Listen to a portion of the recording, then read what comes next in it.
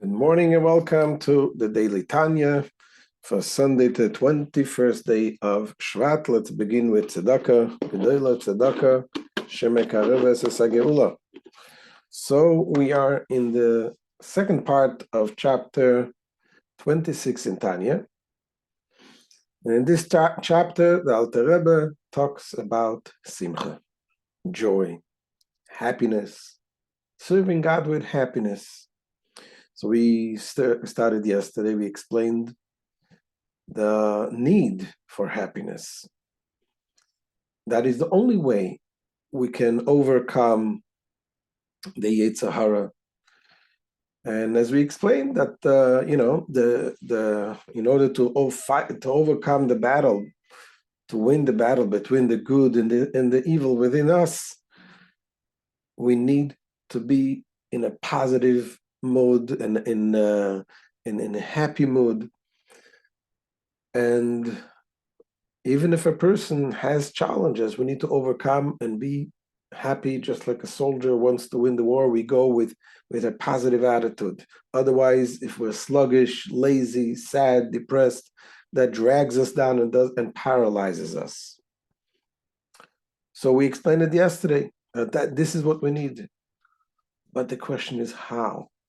How do we get there? How do we make sure that when we wake up in the morning, we are happy?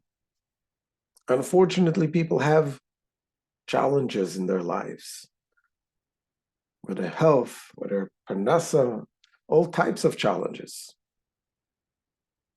So the Alter Rebbe explains us today in today's lesson the basic idea that we need to pump into our heads, that everything what comes from Hashem is good.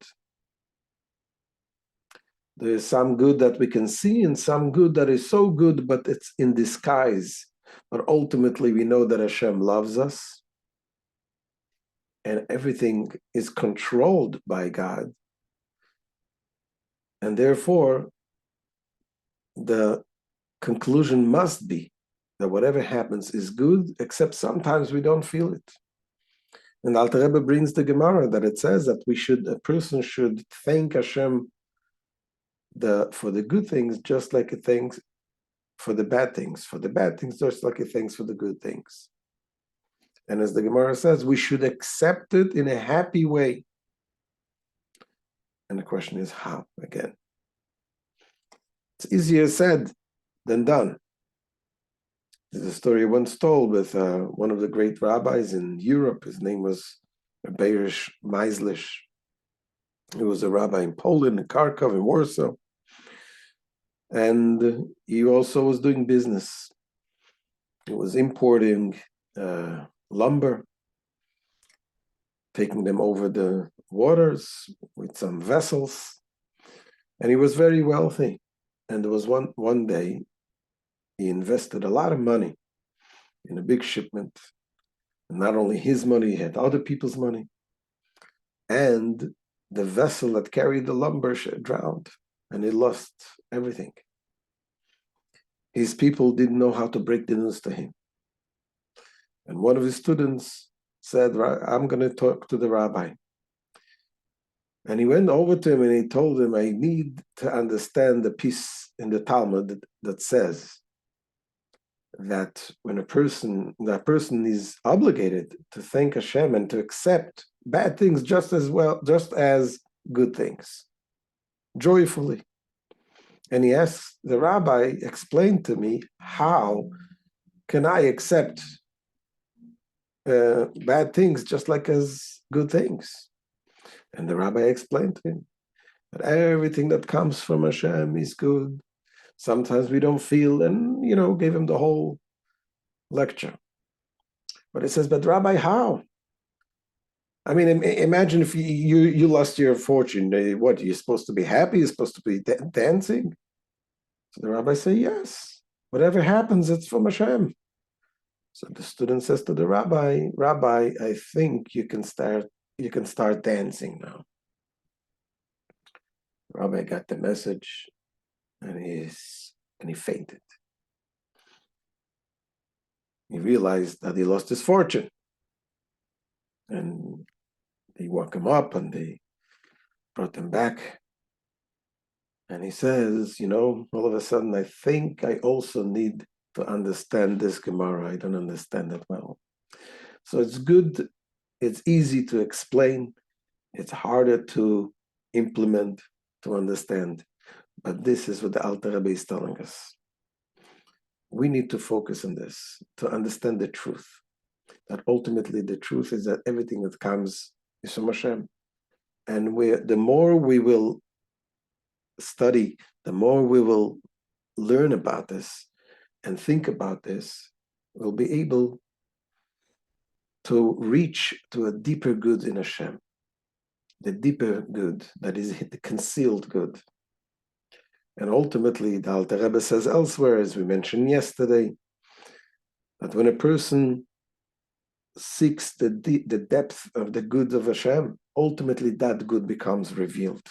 And that's what we want. We need Hashem to give us the revealed good.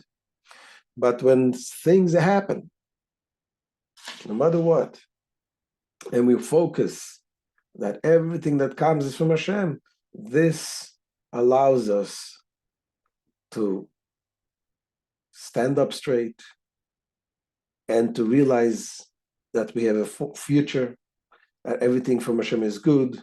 We don't understand sometimes, but we move forward. And that is how we'll be able to overcome the challenge of being happy. And we are happy and we'll be able to fulfill and overcome the challenge of the Yetzer Hara. So let's see inside today's lesson. First, the Alter Rebbe. Mehine, Eitzo Ayehutzo Letahir Liboy Mikol Etzev Venignu Daga Mimila de Alme Vafilu Bone Chayim Zoine. Sound advice has been offered by our sages on cleansing one's heart of all sadness and any trace of worry about mundane matters. Even a sadness or worry caused by the lack of such essentials as children, health, or livelihood. Those are essentials. We're not talking about luxuries. To have children or to have nachas from children, those are things that sit on our mind very, very heavily. To health, to have good health, to have good livelihood. Says the Alter Rebbe, Mudaz zois lakoil ma'amar hazal. The advice is contained in the well-known saying of our sages, Keshem shemevorech ala toiva chulu, that just as one recites a blessing for his good fortune, when we say the blessing of the good fortune, we say Atov v'ametiv, Baruch atah Hashem, blessed are you Hashem, who is good and does good. So must he also recite a blessing for misfortune. Something bad happens, we also thank Hashem. And the Gemara is asking, is it the same blessing? Obviously not. We don't say the same blessing. For good fortune, we say Hatov Amitiv, that is good and it does good. For bad fortune, we say Dayan Ha'emet, the judge, the true judge. If God forbid a person passes away, the immediate relative has to say this blessing, thanking Hashem that for being the true judge. And the Gemara says that what it means, it's not that we have to say the same blessing, but that we have to say it with the same attitude, with the same happiness, with the same joy, accepting whatever Hashem gives us with joy. That's what the Gemara says, the Pirsha b'Gemara. Lekabule b'simcha k'may simchas ateva anigles v'niris. The Gemara explains that one should accept misfortune with joy, just like the joy in a visible and obvious good. And the reason being, because truthfully, that is also good, except that we don't see the good. But it's a deeper good. For it too is for the good. Except that it is not apparent and visible to mortal eyes. Kihi me'alma deiskasya, because it stems from the hidden spiritual world. Shelemayla me'alma deisgalia, the hidden spiritual world, which is higher than the revealed spiritual world. And the Alter Rebbe goes to explain this in the Kabbalistic terms, to explain it briefly in short what this means. We learn later on in Tanya about the different energies that comes from Hashem, the evolving of the worlds. And it is indicated in the name of God, the tetragrammaton, the Yud, the Hey, and the Vav, and the Hey. The Yud represents Chachma, the wisdom, something which is concealed comes to be revealed. The Hey, it represents the Bina, the understanding. Once this Chachma is developed and receives width and length, that's the Hey. So you have the Yud and the Hey.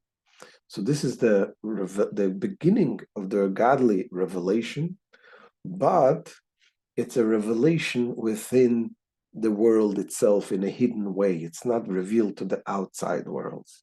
Just like thoughts, for example. When you're thinking, you're revealing within yourself, but not yet to the outside. Then comes the second part of the name of Hashem, the Vav and the Hey.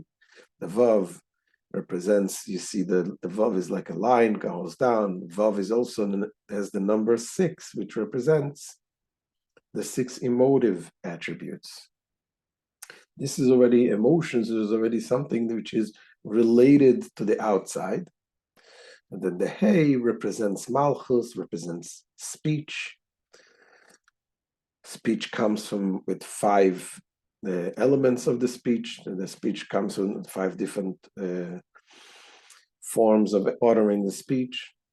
That is already representing, just like speech is to the outside, this is a Hey, represents the outside, the revelation to the outside.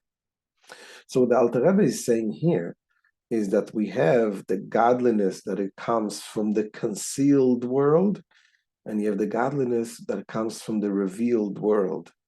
The concealed world contains a much deeper and closer level of godliness that is close to Hashem, except that it's concealed.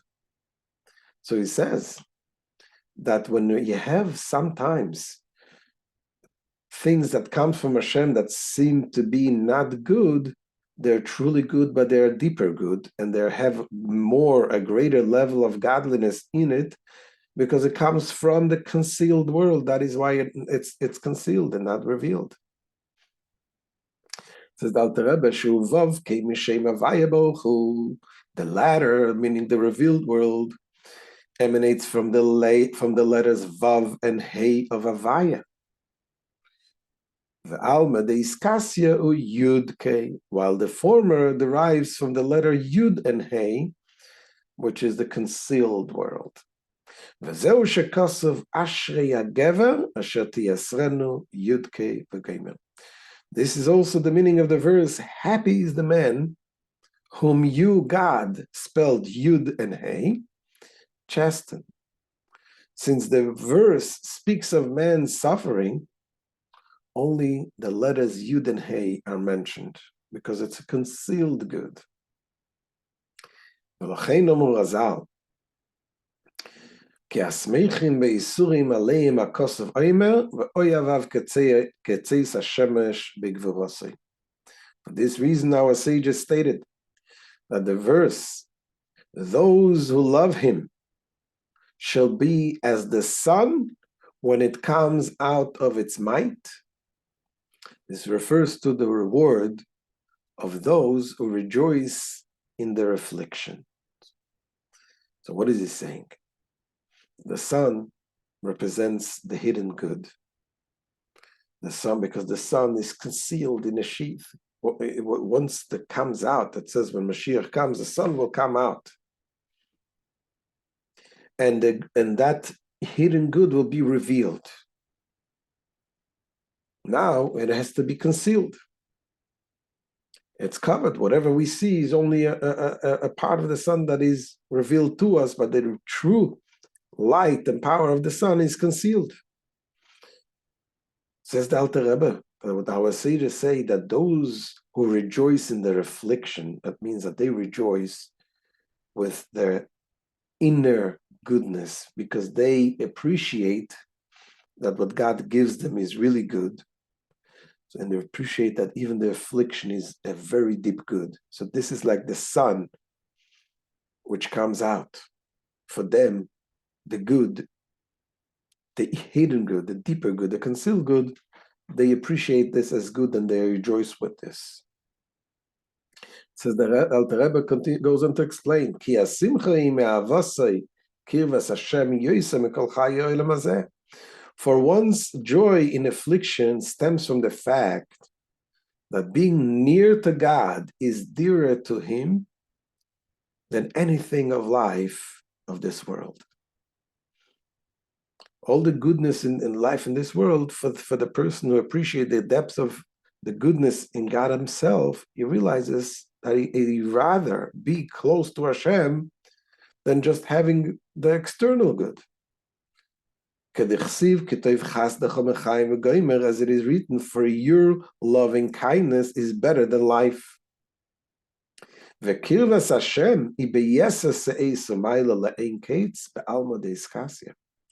the nearness to God is infinitely greater and more sublime in the hidden world. Because there the concealment of his power is lodged. And it is also written, the Most High abides in secrecy. And therefore, therefore he is found worthy of seeing the sun emerging in its might. In the world to come, the future, when Mashiach comes, when the sun will emerge from the sheath, in which it is hidden in this world, and it will be then in the future it will be revealed. This means this means that what is presently the hidden world will then be revealed. And